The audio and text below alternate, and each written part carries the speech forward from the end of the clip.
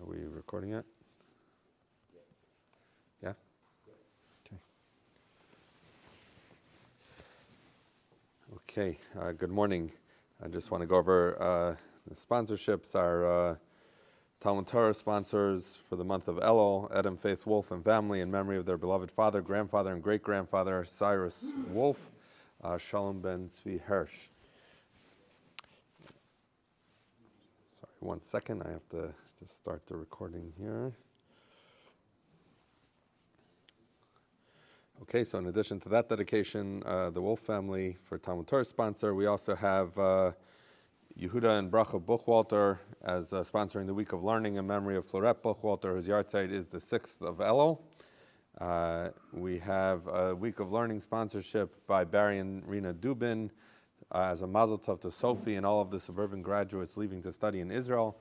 And we also have a sponsorship from Jessica, David, Lexi, and Aiden Silverman to Beck, Gavi, and Adi Brown. We are so sorry for the loss of your grandfather. May his memory be a blessing, thinking of you and your family. Thank you to all of those sponsors. Okay, so today's daf is daf Tes Zayin, and we left off 7 lines from the bottom. So the topic that we were discussing is the question of if you have a, we've been talking about omen merubal aparetz or parts merubal omen, if you have more standing than open or more open than standing, and the particular question we're dealing with now is parets ka'omed. What happens if if they're exactly even? The physical barriers are equal in size and space to the open areas. So what's the halacha there? We know that if it's parets is merubal omed, if there's more open then it's puzzle, and if it's more omed, more closed than open, it's kosher. But what if it's exactly even? And we said Rav Papa said it's fine, that's a valid mechitza, and Rav Huna Rav Yeshua said it's not. Okay, and so now we're going back and forth with some proofs here. Says the Gemara, 7 lines up from the bottom, Tashma, Hamakara Sukasa b'shipudin o baruchas hamita. So if someone covers his sukkah, where the sukkah on sukkahs, we're talking about that he covers it with shipudin are like spits, or aruchas hamita are the posts of a bed. And the problem with those are that there's something that's makabel tumah. So we know that a keli that's capable of being makabel tumah is not eligible for schach. So says the Gemara, what's the halacha? So im yesh ravach beinei and kemoson. If there's enough open space between these invalid kalim, between these bedposts, for example, so we say if there's enough open space, and in that open space, thank you, in that open space you put kosher schach, then it's going to be kshera.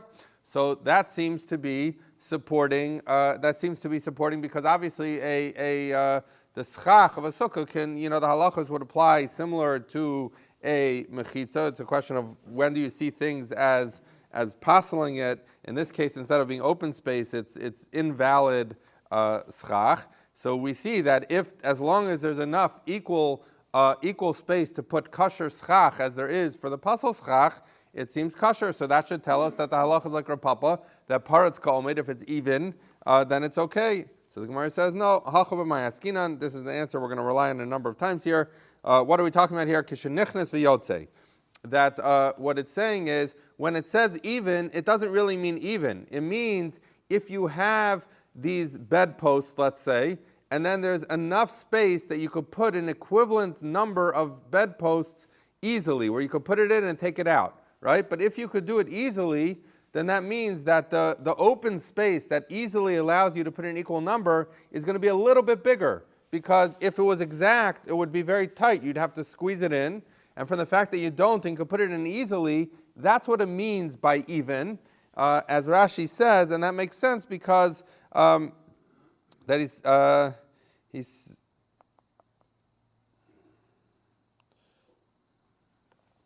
me just find it. I'm sorry.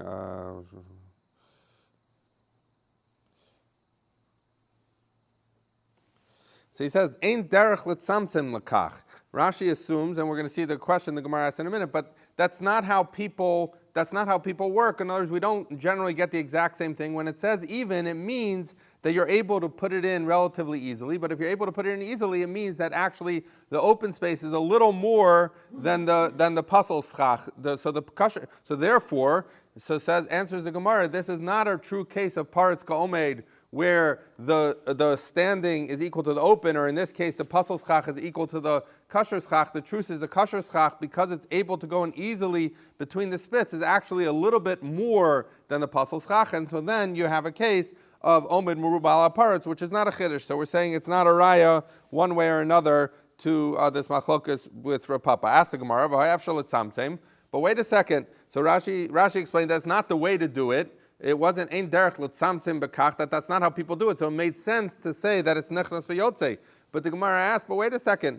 The truth is, you could exactly do it. You could make the exact space that you have with these bedposts. You could put kasher schach, and Rashi says the kasha seems to be that it would appear if you can do that. So then we don't say ein derech bekach, that it's not the way to do it exact. So it would seem that if you can, the Gemara is asking, if you can in fact precisely measure and have an equal amount of schach kasher to the shipudin, we're capable of doing that, and therefore we should do that. To which the Gemara says, Amar Rabami b'madif. No, Rabami says, I disagree with the premise of your question. It doesn't matter whether people can or can't make an exact cheshbon. The reality is that when the Gemara says you have shipudim and you put an equal number, equal amount of schach, it means equal amount of schach that you could put in relatively easily, which means the schach portion is slightly larger than the bedpost portion, and therefore it's not relevant to the question of paretz gomen. Rava says a different answer about why the schach is kosher, even if you have the exact, in other words, even if the open space is that's not occupied by bedposts is exactly the same as the space that is occupied by bedposts. But at the end of the day, there's going to be a lot more schach here, because Rava says, what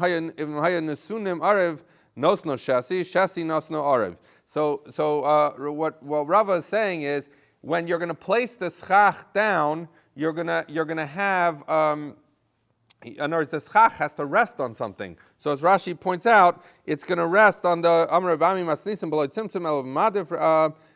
I'm sorry. That's so he says the filo hadav harevach. Even if the open space is not larger than the closed space, ikas schach kasher tvei. There's more schach kasher than there are bedposts. Why? The kiva de nasno arev. Because if the schach, let's say, is going this way, and the bedposts are going this way, and the schach is going that way. How is it going to, in other words, if the bedposts are going this way, how is the schach going to go that way? Only if it rests on top of each of the spits, each of these bedposts. So therefore, you're going to have a scenario where even if the bedposts are exactly even to the open space, but the schach not only covers the open space, the schach has to rest on top of the shipudim in order to be suspended. So therefore, you're ending up with a scenario where while the spaces are even, there is substantially more schach than there is shipudim. So that's a different answer. So the first answer is saying, no, there's actually more open space for schach, and that's why it's kosher. And the second one is saying, even if it's equal space, but in this case, there's more actual schach. Forget the space, and therefore it's considered a kosher sukkah. But in either way, it doesn't relate to this question we're dealing with of paretz gomen. Says the Gemara Tashma, Shiar shechansa bebika. If you had a caravan that was resting in a valley, we said this yesterday that therefore it's a carmelis, and they can't carry in a carmelis. So what do they want to do? They want to establish a rudimentary eruv. So they surround themselves. This is similar to what we learned in the Mishnah. They surround themselves with the with various things in order to make a mechitza. So they surround themselves with gmalim, with donkeys, bol kafos, with saddles. Avitin, Rashi says that's a pillow that goes underneath the camel. Shlifin is masuas. These are things you carry or bundles. Kanim, you have branches. Kolchos, Rashi says those are the stalks of vegetables. So it's kind of whatever you got there. You kind of put it up to create this wall. The halacha is metaltal and b'tochel, you carry in it. Ubevad shelo yehei ben gamel legamel kamlo gamel. As long as between each camel there is not a space equal to another camel. Ubein okif la'okif kimlo okif. And between each saddle, you can't have the size of a saddle. Ubein avid la'avid, between each pillow, kimlo avid, you cannot have something the size of a pillow. So the question is, it seems very clear that if you were to have a camel, and then you have the space that's equal to a camel, it would be puzzle. It's not a good mechitza for purposes of Shabbos. So that seems to be like Rav Huna Brei Rabbi Yeshua.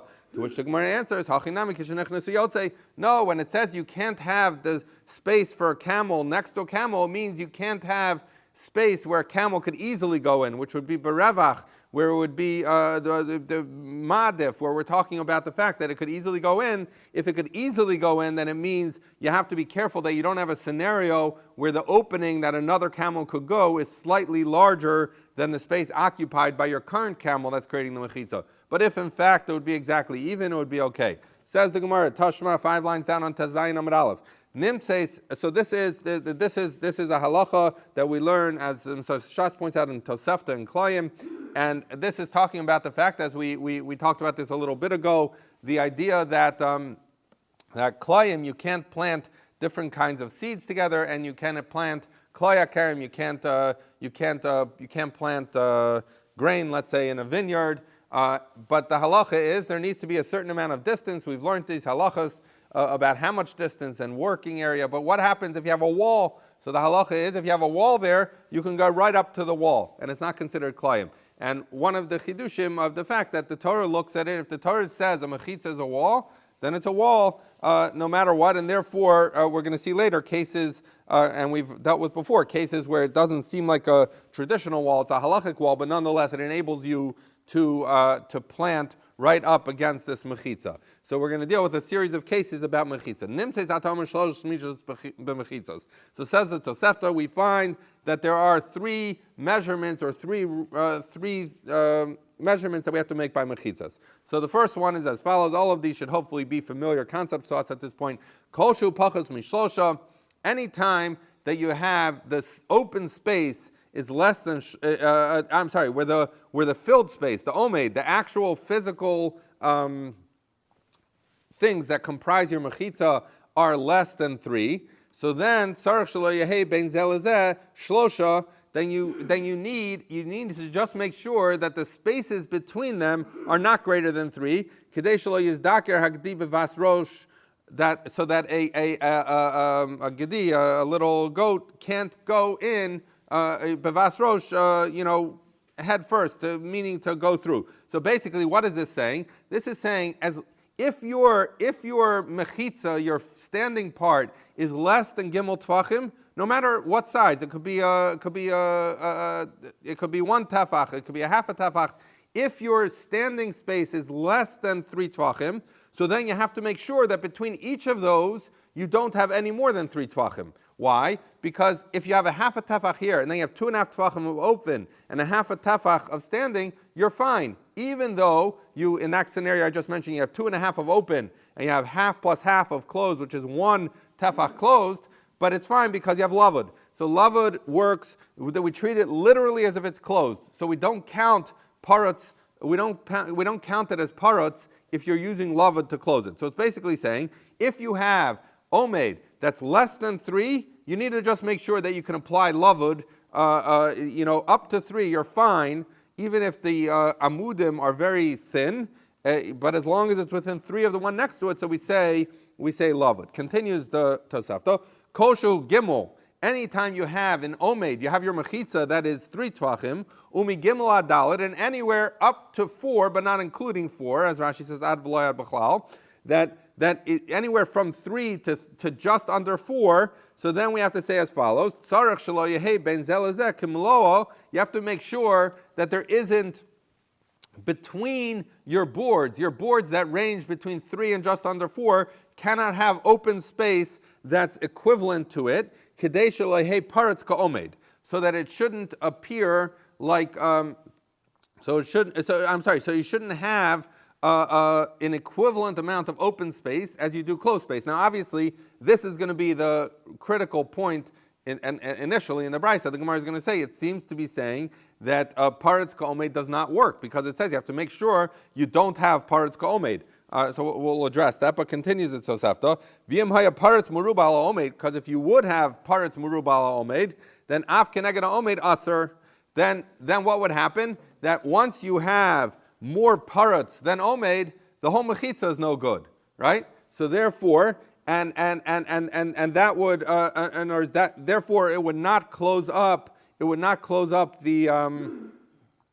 It wouldn't consider them psachim, and therefore we would not have a valid mechitza here. Now, when it says af keneged ha'omed aser, well, that'll make more sense in a second. So it continues the Tosefta. Koshu dalad me'arba ad eser amas. Once you reach dalad tvachim, from dalad tvachim all the way up to 10 amas, you have to make sure that you don't have open space that's equivalent to your closed space. So you don't have equivalent amount of open space and closed space. Again, seemingly saying like Rav Huna Breit Rav Yeshua that parts kalman is no good. Continues the Tosefta v'im haya parts kalman. What would happen if in fact you had parts kalman? That's a problem, as we just said, because it would seem to be saying parts kalman is a problem. So then the halacha would be as follows: keneged ha'omed mutter, keneged ha'parets aser. That opposite the omed, it's mutter, and opposite the parets is aser. So what this is saying is, how this case is different than the case before it, is in this case, you have pieces of wall that are greater than 4 tvachim, 4 tvachim or more. Now 4 tvachim or more is already a substantial mechitza. So therefore, meaning it's a sufficient size that we're going to look at it as a standalone mechitza. So we do not have, in other words, because we have parets ka'omed, and we'll see exactly what that means, but because we have at least the equal amount of open space as we have closed space, so therefore this entire thing is not considered a mechitza that you could carry in, or in this case, plant klayim everywhere. If you have more omed than parets, then we look at the entire mechitza as closed and you can plant everywhere. But in this case, we have parets ka'omed, where we have the again, what we think is an equivalent amount of open space and closed space, and that's no good. So therefore, where can you plant klayim? Up to in front of the pieces that are 4 tvachim or greater, because those pieces themselves are meaningful, and therefore they constitute a mechitza. But they cannot combine with the others to allow you to plant across from the open space. So now the what we said before makes more sense. If we're dealing with pieces that are from 3 tvachim to just under 4, if you have more or seemingly equivalent parets ka'omed, then the halacha is nothing here is good. You cannot plant klayim anywhere because there is parets equal to a merubal ha'omed, and therefore it's not a valid mechitza that's surrounding this area. And the actual pieces that are omed independently do not qualify as a mechitza because they're less than 4 tvachim. So you can't plant anywhere. In the third scenario of the brisa, it's saying if your pieces are 4 tvachim or greater, which are meaningful sized pieces, so if the parat is equal to a merubal omed, so then we're not going to look at the entire wall as if the open parts are closed, so we're not going to treat the entire thing as a mechitza, including the open spots, but we will treat the individual boards that are 4 tvachim or greater because they constitute a mechitza on their own. So therefore, you'll have this scenario where you could plant up to the wall over here, then you're going to have to not plant up to the wall because there's open space, then you can again. Okay, continues the Tosefta. V'imhaya omed merubal aparetz. If your standing part is greater than your open part, af keneged aparetz mutter. This is what we just said. So, and Rashi points out this is a general rule. This is not going on that last case. So it's saying, in general, as I just said, if you're going to say, if you have omed merubal aparetz, that makes it a mechitza. So then even though, let's just take this wall that you're trying to plant, it looks like closed, open, closed, open, closed, open, you can plant up to even in front of the open parts. Why? Because as long as it's omed merubal aparetz, that's a valid mechitza. Once it's a valid mechitza, you can plant up to it. Continues the brayta. Nifritza beyoser me'aser.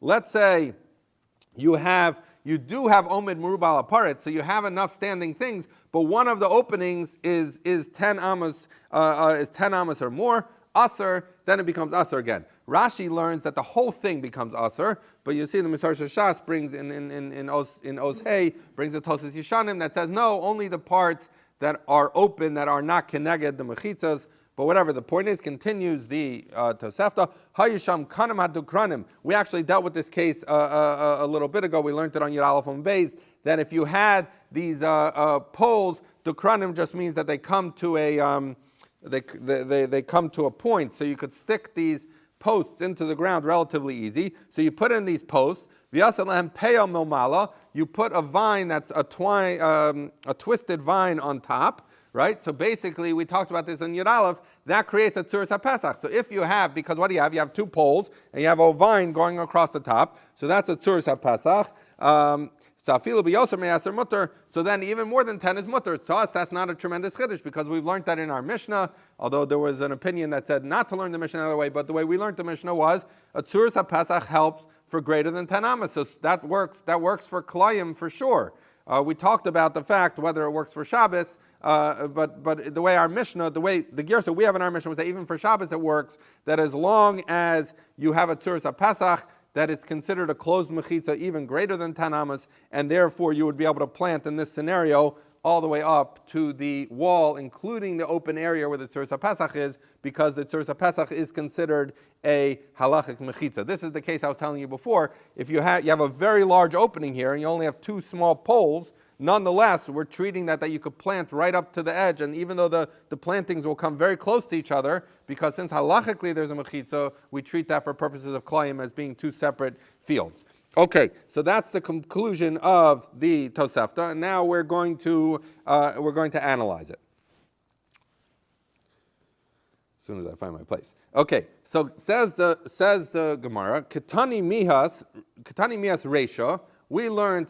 This is actually the second case. The first case was talking about be careful if you have less than 3 tvachim pieces to not have more than 3 tvachim because then you could apply lavud. The second case says migimel via dalid, if from 3 tvachim up to just under dalid, ubavad shelo yehe benzel kemiluo. It says as long as between these pieces that are between 3 tvachim and just under 4 tvachim, as long as you don't have between them open space that's equal to them, so then it's going to be something where we said that that's considered a valid mechitza, and you'll be able to plant up to it. So ask the Gemara, Tiyufta Rav Papa. So that seems a steer to Rav Papa, because it's saying that if you have equivalent open space to the standing space, where lava doesn't apply, because we're talking where obviously the equivalent space of boards that are 3 or greater up to just under 4 means the space is going to be greater, 3 or greater. Therefore, lava doesn't apply, but omid murubal parts would apply. And here the Gemara's the Tosefta seems to be saying that if it's even, it's no good. So that's a tiyuf to Rav Papa. So everyone, I hope, can guess the answer. Amar l'cha Rav Papa. Rav Papa would say to you, "My miluo." What does it mean when it says equivalent open space to the boards you have? That means nechnas v'yotze, where it goes in and out easily, which means that the open space is actually a little bit bigger than the closed space. And if the open space is a little bit bigger than the closed space, then technically we're dealing with a case where it's parts merubal omed, where the open part is greater than the closed part, and that everyone knows that parts merubal omed is not a valid mechitza. Now continues the Gemara. We're going to turn it upside down on its head. We thought this was a kasha and Rav Papa, but now we're going to say that actually this explanation we just made, that when it says b'meluo means nichnas v'yotze, where it's a little bit bigger, actually makes sense. Hachinami mistaber. This also makes sense. So let me just tell it to you outside, and then we'll see how the Gemara phrases it. But basically, if you look at the case, this is the about 8 lines down. We learned that koshu gimel umi gimel v'adalit, anything from 3 to just under 4. Tzarech shelo yehi ben zel lezeh kimlui. You have to make sure it doesn't have equal amount of open space. Kidei shelo yehi paretz ka'omed, so it shouldn't be paretz ka'omed, right? So that seems to be saying, not like Rav Papa, although we just answered Rav Papa's nechnas yotzi, but then continues the Tosefta and says, v'imhaya paretz merubal omed, but because if the paretz would be more than the omed, then af keneged omed aser, then even because these are non-4 tvachim pieces, then even against the omed it would be aser, and you can't plant anywhere. But if you notice, it says if the paretz is more than the omed, so the implication would be that when is it a problem? When the paretz is greater than the omed. The implication would be that if it's even, then it would be okay. So basically, what the Gemara is going to find here is it actually makes sense that to say, like Rav Papa said, that the first part where it says if it's even, it's a problem, is talking about v'nechnas v'yotze, because otherwise, within the very statement of the Brisa, we have an inconsistency. On the one hand, it says even is a problem. On the other hand, it says if the if the paritz is more than the omed, it's a problem, which seems to imply that if it would be even, it would be okay. So says the Gemara, Hachinami mistaber. It actually makes sense how Rav Papa is answering. Midiktani, because we learned im haya paritz merubal omed, because after we finished saying even is a problem, we then said, and if the paritz is more than the omed, af keneged omed also, then you can't plant anywhere against this wall, even against the standing portions, because they're not 4 tfachim. The implication would be haka omed mutter. That would seem to imply that if it's ka'omed, it's mutter. So Shema Mina, we in fact learn from there that it makes sense what we're saying like Rav Papa, because now the way we're explaining the brayso is as follows. It says that if you have pieces, standing pieces that are from gimel tfachim to just under 4 tfachim, so the halacha is as follows: make sure you don't have miluo, that you don't have open that is equal to it. But what does that equal mean? It means nichnas v'yotze, means actually slightly more, not exactly equal. So therefore, make sure you don't have slightly more open space than closed space. And then continues the brayso, because if you were to have paritz merubal omed, you were to have slightly more open space than closed space, then the entire area would be usher, both in the open area as well as across in the closed area, because those closed areas are less than 4 tfachim. So it's saying it makes sense to explain it like Rav Papa, that the beginning of this second scenario was talking about where it wasn't exactly even, but the open was slightly more, because otherwise, within this very statement, we have an inconsistency, because the beginning seems to say even is a problem, whereas the end of the same statement seems to be saying when is it a problem? Only if paritz is greater than omed. But if omed and paritz will be equal, it's not a problem. So therefore, the way Rav Papa explains it, it's great, because in the beginning, when we say even is a problem, doesn't mean really even. It means if you have slightly more open space than closed space, that's a problem, as the Tosefta continues to say, because more open than closed would mean you wouldn't be able to plant anywhere here. So the Gemara says, good point. This, in fact, implies that Rav Papa's answer is a good answer. So now, once we have the brayso that seems to have an internal inconsistency, and that internal inconsistency is best explained like Rav Papa did. We're saying, what does it mean when it's even? It means slightly more open space.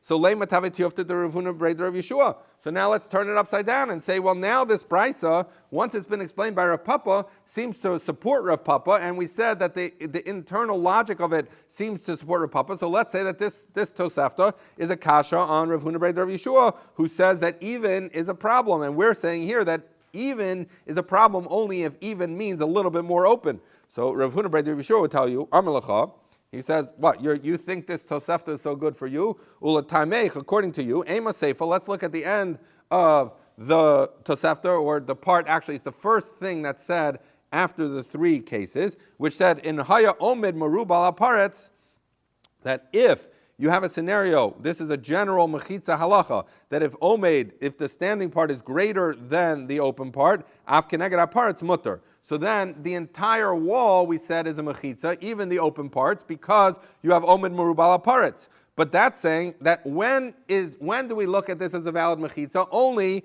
if the standing portion is greater than the open portion. Hakaparetz, but if it would be even, the implication is aser. The implication would be that doesn't work, and that's like Rav Huna breder of Yeshua. So therefore, Rav Huna breder of Yeshua is answering, you're telling me from the second case, there was cases 1, 2, 3, then the Tosefta had a few rules. So you're telling me, Rav Papa would say that case number 2 supports me, and Rav Huna breder of Yeshua is saying, but that's okay, because rule number 1 that comes after the 3 cases supports me. So it says the Gemara, Seifa Kashla Rav Papa, that the Seifa, that the first rule, the first of the 3 rules, is a kasha to Rav Papa. Reisha kasha Rav Huna breder Yeshua, and the reisha, meaning the second case of the 3 cases, is a kasha to Rav Huna breder Yeshua. So therefore, Rav Huna breder Yeshua said, don't be so fast to give this Tosefta as a kasha on me. I could point out to a part that's a kasha on you. So says the Gemara is going to answer it up either way, and it's really the same answer, but just going in different directions. So says the Gemara, last thin line on Tes Zayin Amud Aleph. Seifa l'Rav Papa lo kasha.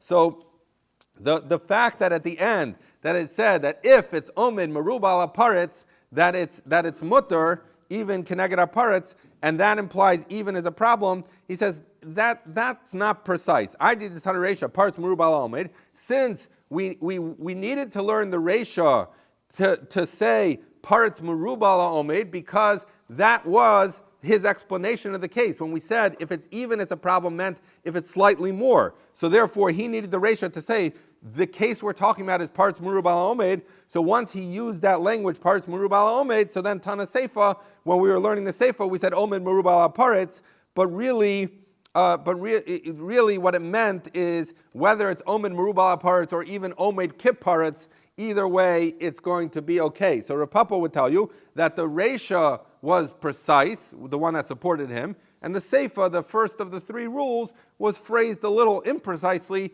because we wanted to have a symmetry in the language used between. Now, this we've encountered many times. The reason why Brises or Tosaftos might have a slight imprecision just to match the symmetry is because they used to do this. Everything was Torah Sheba'al Peh, so they had to give mechanisms to remember it well. Okay, so basically Rav Papa says the Reisha is Davka, the one that supports me, and the Seifa was a little loose with its language just to keep stylistic symmetry. Reisha, so we said now Reisha Rav Huna Breder Rav Yeshua lo kasha. Now what about the fact that the Reisha, meaning the second of the three cases, seem to support Rav Papa and go against Rav Huna Breder Rav Yeshua? Says that that's not a problem. The Reisha is not a problem. I did the Bailumis in the Seifa, since we wanted to learn the rule in the Seifa, and the Seifa was telling us that Omed Merubal Aparetz is mutter against the connected the entire wall because it's a valid mechitza. So since the Seifa was correct, and we wanted to learn Omed Merubal Aparetz, so therefore Tana Reisha, in the Reisha we learned Paretz Merubal Omed. We learned the similar language, but really, even if it would be, but if it would be even, so the Reisha said Paretz Merubal Omed is a problem. The implication would be that it's even. It's not a problem. This was a kasha to Rav Huna Breder Rav Yeshua. So Rav Huna Breder Rav Yeshua is going to say, no, that was imprecise. The Reisha was imprecise in its language. It also meant, even if it's a problem, it only used that language of parts merubal omed, so it should have stylistic symmetry with the Seifa, which said the halacha that he wanted to say. So both of them have been able to answer up. They said that different parts of this brisa support each, and another part of the brisa is a question on each. So they'll each say the part that supports me is right, and the part that supports my disputant is imprecise, and it was just done to create stylistic symmetry. So says the Gemara, Bishlam al Rav Papa mishum hachi lo arav lahu v'tani lahu. Okay, so let me just say this outside, and then we'll read it. The Gemara is going to ask an interesting question now. You see that the Gemara dealt with three scenarios in its three cases. The first one was where your omed pieces are less than 3 tvachim. That was case number one. Case number two was 3 and up to just under 4. And then case number 3 was 4 and greater. So in this case, in the Tosefta's case, 3 was lumped together with greater than 3. Now the Gemara is going to ask as follows. So if you learn like Rav Papa, and what did the Reisha said, that, and in other words, if you have pieces that are less than 3, make sure your gap is not 3 or greater, because then you don't have lavud.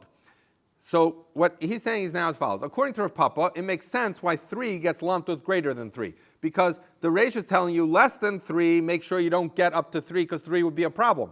Once you get to 3, according to Rav Papa, if the wall would be 3 and the opening would be 3, you'd be fine, because Paretz Komet is mutter. So therefore, the Reisha, which says if you reach 3 tfachim, it's a problem, according to Rav Papa, makes perfect sense why 3 is together with greater than 3, because according to him, 3, where it's equal to 3, would be fine. So therefore, he didn't want to put it in the Reisha, because the Reisha is saying you have a problem if it reaches 3. But, so says the Gemara, Bishlam al Rav Papa, according to Rav Papa, works well. Misham hachi lo arav lahu v'tani lahu. That's why we didn't combine 3 in the first case. El Rav Huna Breder Rav Yeshua, but according to Rav Huna Breder Rav Yeshua, le'arvinu v'lesninu. Why not make the first case say as follows? Kol shehu pachos mishlosha v'shlosha. So include 3 in the first case, not in the second case. Tzarech shelo yehei ben zeh lezeh shlosha. You need to make sure that there isn't a gap of 3. Mishum. So in other words, if the halacha is the same, basically less than 3, you have to make sure you don't have 3, because otherwise, if you can't apply lavud, you're going to have parts merubal omed. And even if you have 3, you also have to make sure that you don't have open space of 3, because according to Rav Huna Breder Rav Yeshua, parts omed is aser. So you could have included 3 in the case of 3 in the Reisha, and then the halacha that says make sure you don't have a mechitza of 3 would be accurate. So according to Rav Papa, it makes sense why 3 ended up in the second case. But according to Rav Huna Bar Rabbi Yeshua, 3 could have been in the first case. So the Gemara says, no, the reason it's not in the first case is mishum d'lo dami psula d'reisha l'psula d'seifa. Because while it's true that the halacha is correct, that whether it's less than 3 or 3, you need to make sure that you don't have an opening of 3. The reason for that is different. Psula d'reisha k'tei shel yizdakar gedipa vasachas. The reason the Reisha said make sure you don't have 3 is because the Reisha was talking about where you had these thin boards and less than 3 to the next thin board. So he said love would apply. But if you would allow there to be 3 tvachim between them, that would be a gedi could go through, which destroys lavud, so lavud wouldn't work. So that's why if you reached an opening of 3, it would be a big problem for lavud. Psula de seifa, but the case of shalosh, it's true that the halacha also is you cannot have an opening of 3, but the reason is different. Because we wanted to make sure that you don't have, in other words, when you have a opening, when you have a omed of 3, the reason it's telling you to make sure you don't have an opening of 3 is because if you do, then it's paritz ka'omed, and that's going to be asur. So that the first one is a lavud halacha. This is what Rav Huna Bar Yeshua's answer is. The first case is a lavud halacha. The second case is a mechitza halacha, and therefore the case of 3 that I'm talking about, even though it's true that 3 needs to make sure it doesn't have 3 of opening, that's a mechitza halacha, and therefore it belonged in the second case and not in the first case. I'm sorry if I didn't explain that well enough, but we gotta move. Says the Gemara, pachas mishlosha money. Rabbanan hi da'amri pachas mishlosha amrin and lavud. So the first case said, if you have small pieces, make sure that the gaps between them is not greater than 3, because we want to be able to say lavud. So who says that 3 is lavud? That's the Rabbanan. We've encountered that many times. The Rabbanan and Rav Shimon Gamliel have an argument. Is it 3 or 4? So we say, pachas mishlosha amrin and lavud, shlosha lo amrin and lavud. So therefore, we use the number 3 because the Rabbanan hold less than 3, you say lavud, 3 or more, you don't say lavud. But ema seifa, look at the seifa, that if you have 3 and up until just under 4, amabeis, asayin Rav Shimon Gamliel, that goes according to Rav Shimon Gamliel, damar pachas me'arba lavud. Who says, I'll explain this in a second, who says that less than 4 is lavud. The Rabbanan mishlosh v'yad arba, shlosh v'arba chadhu. That because if it was going like the Rabbanan, they would hold, why should you have a separate case of 3 to 4?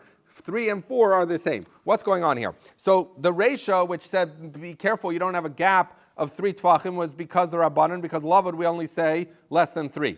But what's the Gemara's kasha is the following. You see that the Gemara distinguishes between case number 2 and 3. What's the difference between case 2 and 3 is just what's the size of the piece. In the first case, we say if it's 3 and just under 4, you cannot plant anywhere. The whole thing is asur because there's no mechitza here.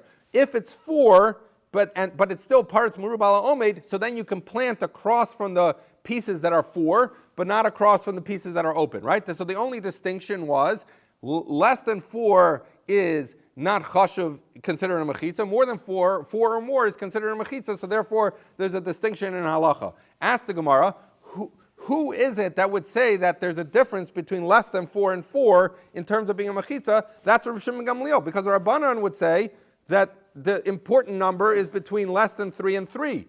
So they should say that anything that's across from 3, you should be able to plant. And why would 3 and 4 be, why is there any distinction at all between 3 and 4 according to the Rabbanan? According to Rav Shimon Gamliel, comes out well, because he holds Dalid is chashuv, its own mechitza. So up to Dalid, you're going to say lavud. More than Dalet and more, you don't say lavud. But according to the Rabbanan, who it seems we're going like, why is there a distinction between 3.5 and 4?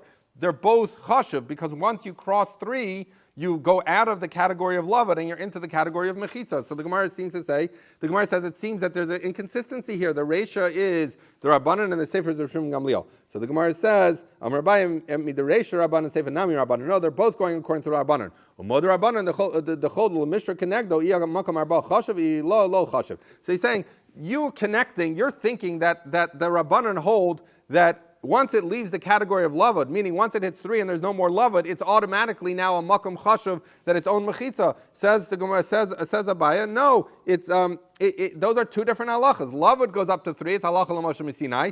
When does something become a chashav mechitza that on its own is considered mechitza? At 4 tvachim. You try to link those laws and assume that once you get out of lavud and you reach 3 tvachim, that the Rabbanan would say now it's a chashav mechitza on its own. Those are two different halachas. One is lavud, one is mechitza. One runs out at 3, the other starts at 4. That's why we needed the second case of the Tosefta. It continues, the Gemara Rava says, I'll give you an answer that says that it's all Rabbi Shimon Gamliel. I mean, the Sefer Rabbi Shimon Gamliel, Reish Nami Rabbi Shimon Gamliel. So maybe the whole thing is Rabbi Shimon Gamliel. So it makes sense why at 4 we switch to a chashav mechitza. So then the question is, well, wait a second, but then why don't we say lavud up to 4? Why did we say lavud only up to 3? So the Gemara says, V'chiyam Rabbi Shimon Gamliel, Amrina lavud. When did Rabbi Shimon Gamliel say that we say lavud even up to 4 tvachim? Hani milu l'mayla, al v'lamata, havelek mechitza, shagidim bokum bo, lo amrina lavud. So we were introduced to this concept before on Daf Yudal Rama Beis. The idea that when does Rabbi Shimon Gamliel say that lavud works even up to 4 is only by something that's not talking about reaching the ground. For example, if you had a korah and it was short of the wall, from one side it was attached, from one side it was short of the wall, we said if it's less than dal tvachim,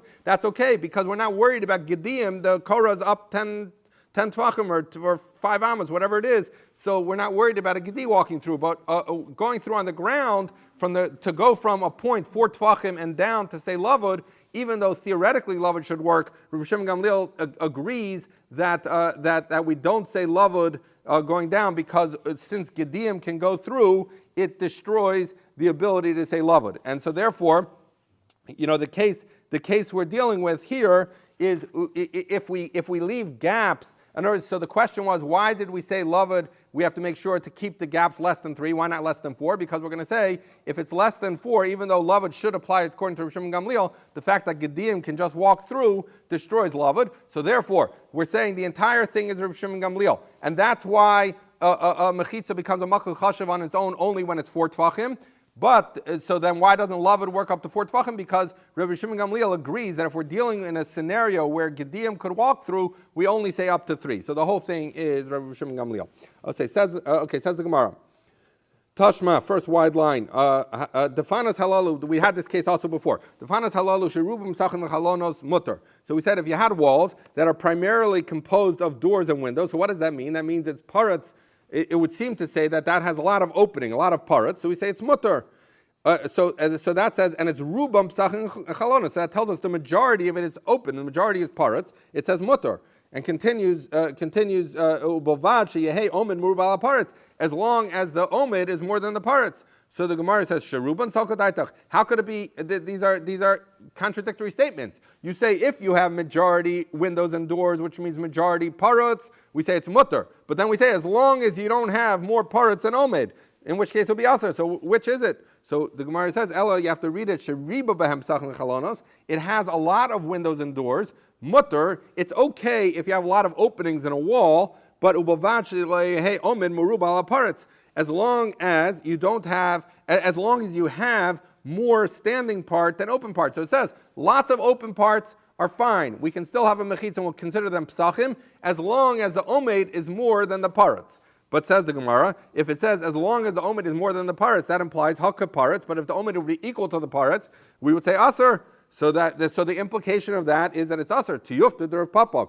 So we say tiyufta. So that's in fact a valid question of Rav Papa, because this seems very clear that it's only you need omid merubal parrots. If it would be equal, it would be a problem.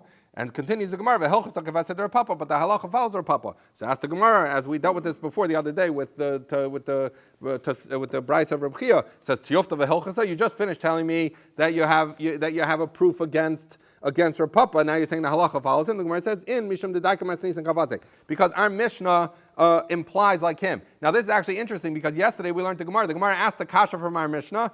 Rav Huna Brei the Rishur tried to answer it. They said kasha. It didn't make perfect sense. So the Gemara is now saying, because our Mishnah implies, even though maybe Rav Huna Brei the Rishur had an answer, because our Mishnah implies like Rav Papa, we're going to paskin that way even against the Brisa. So even though you asked a tiyofta from a Brisa, we're going to rely more on our Mishnah. This not because we learned lo yehei pirtas yuseres al binyan. You have to make sure that the openings are not greater than the built-up part, hakibinyan, the implication would be, but if the open parts were equal to the built-up parts, mutter would be mutter. So therefore, our Mishnah implies like Rav Papa, and so then therefore we're going to pass on like Rav Papa, even though there's a brisa that seems to imply not like Rav Papa, because if I have a choice between my Mishnah and the brisa, we'll take our Mishnah over the brisa. Says the Mishnah, Makifin shlosha chavalim zel l'maylim mizeh, v'zel l'maylim mizeh, u'bavad shelo yehi ben chavel l'chaver shlosha tvachim, shir.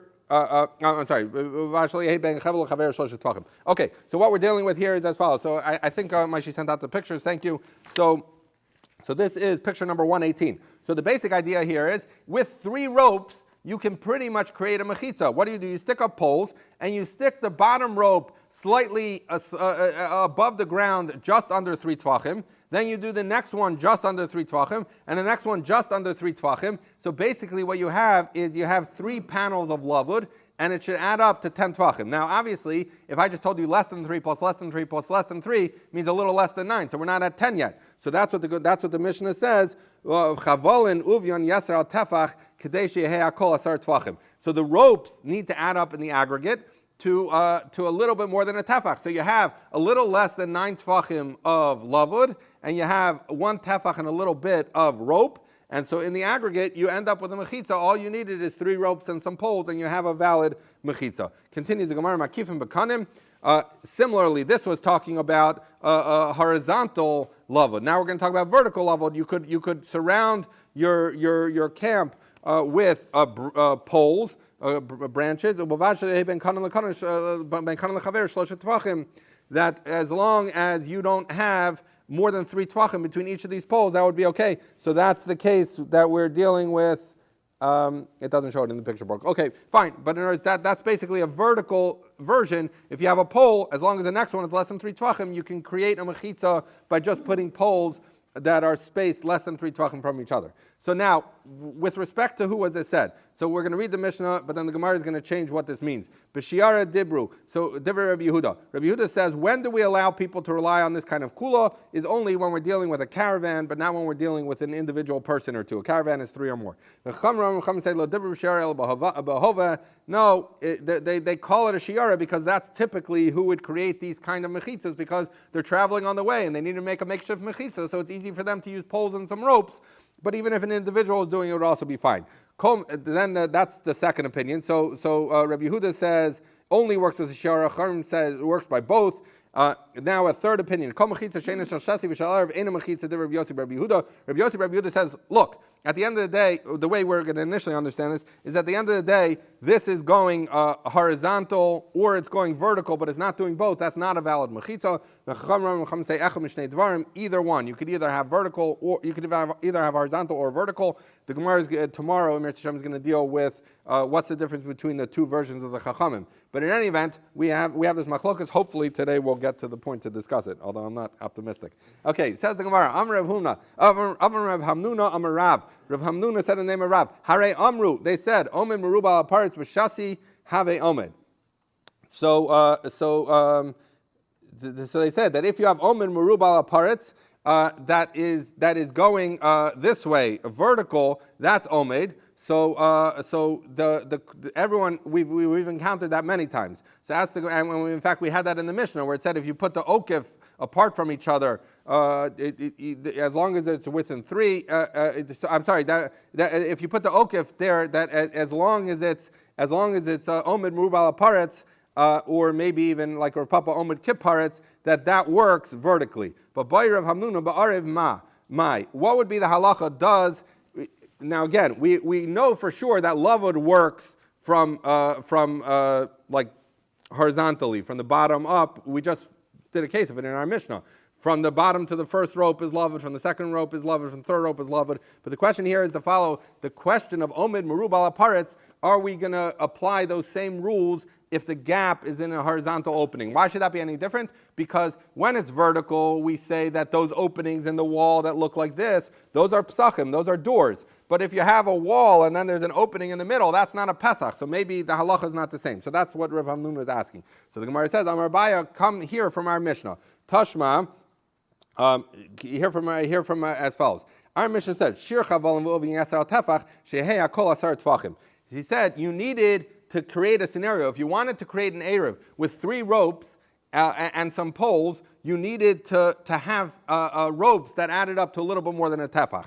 So now he says, if you can say Omid Merubal Aparetz works even horizontally, I don't need a case where the ropes have to be a tefach and a bit. I could do it even with pieces of thread, something much thinner. If it's true that you could say Omid Merubal Aparetz works horizontally, Lamali Yasser al Tefach, why do I need Yasser al Tefach? Why not do the following? Li'avad pachas mishlosha v'chevel mashu, pachas mishlosha v'chevel mashu, pachas me'arba v'chevel mashu. So he says as follows.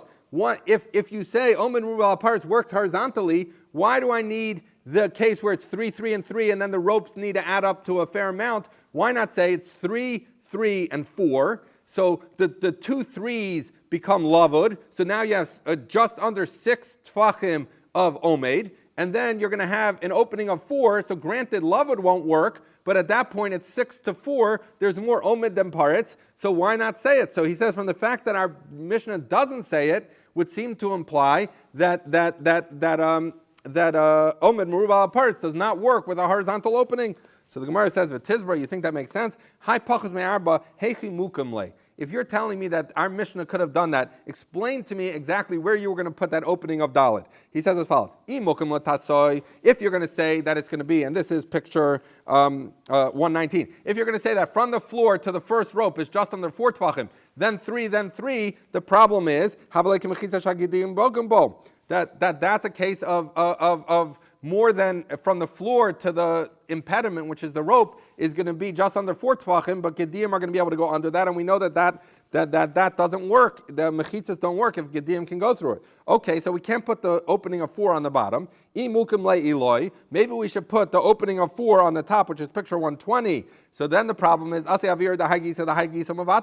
because now you have a scenario where you don't have lavud that would treat that as closed because it's 4 tvachim. So what do you have? You have open space between the top rope on one side, meaning you have open space above and beneath the top rope. Because in the scenario, in our Mishnah, we don't say asavir dahagisa mavatale, because since the top third is closed with lavud, that's considered omed, not paretz. But now that we're saying the top part is 4 tvachim, so there's no lavud. We're just trying to rely on omen merubal aparetz. But the problem is, as we learned in the case of the mavoi, where he put the different pieces, that asavir dahagisa mavatale, so it doesn't work. So the Gemara says, so maybe you'll tell me that I'm going to have 3, an opening of 3, an opening of 4, opening of 3. So then what happens? I have.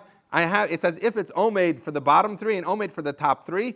So then I have only the middle part is open, and I should say that omed merubal aparetz. But the Gemara says, havale omed merubal aparetz mishtei ruchos. But that in order to make the omed more than the paretz, you're going to need to add together the 3 from the top and the 3 from the bottom. And we learned previously, so he says we should learn from there. Shmas mina omed merubal aparetz mishtei ruchos have omed. So what you're trying to say that if you have to add up the 2 pieces, 3 plus 3 to get over 4, that is an omed. But we learned the halacha that's not an omed. So therefore, we dealt with that machlokas previously. So therefore, it's saying this scenario you thought maybe instead of doing 3, 3, and 3, and then I need thick ropes, I could have done 3, 3, and 4, and use thin ropes and been able to make a valid mechitza with less, meaning with more space and less rope. So it says the Gemara, it doesn't work because wherever you put this opening of 4, it's not deemed closed. So if you put it at the bottom, Gedim could go through. If you put it at the middle, you require both the bottom and top to overrule it. And if you put it at the top, it's asavir dahagi, so dahagi mavatale. So Ella Rav Hamnuna hachi kami boile. So rather, when Rav Hamnuna asked, is there horizontal? You know what? I will record from here to the 2 dots. I'm sorry that we didn't get fully through.